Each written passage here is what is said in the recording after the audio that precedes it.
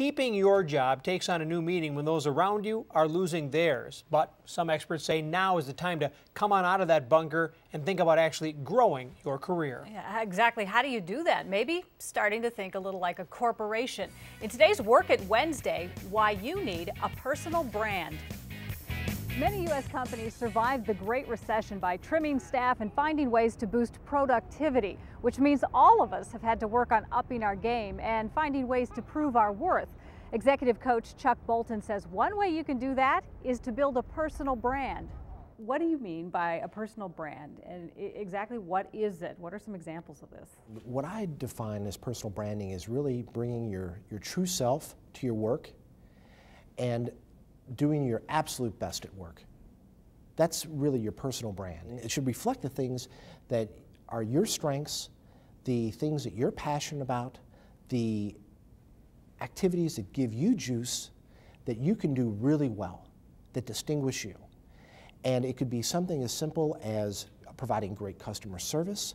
It could be taking on that messy project that nobody wants. It could be developing a network outside of the organization and connecting people inside the organization. It could be giving a speech at a conference. The examples that we can all resonate with would be Martha Stewart, and Oprah, Madonna, Lady Gaga, Shaun White, the gold medalist snowboarder, all have strong personal brands. And we've got other brands as well.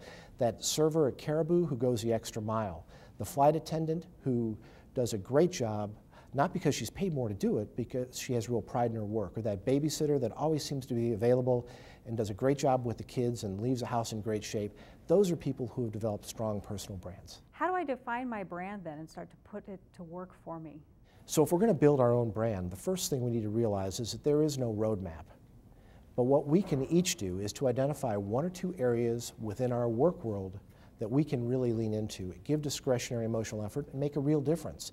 It might be providing excellent customer service. It might be taking on that messy project.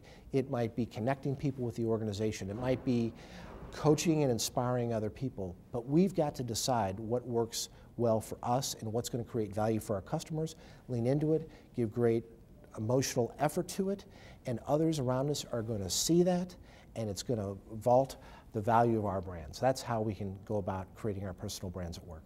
Might seem obvious, but how is this going to help me in the workplace? Well, what this is going to do, it's going to distinguish you from the average performers out there. People don't want average service. You don't want average service at a restaurant.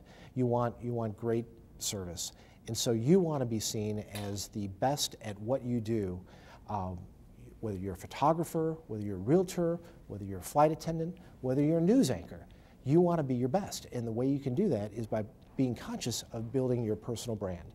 One other piece of advice from Chuck Bolton: now is not the time to put your head down, blend in, and be average. You want to stand out in a positive way.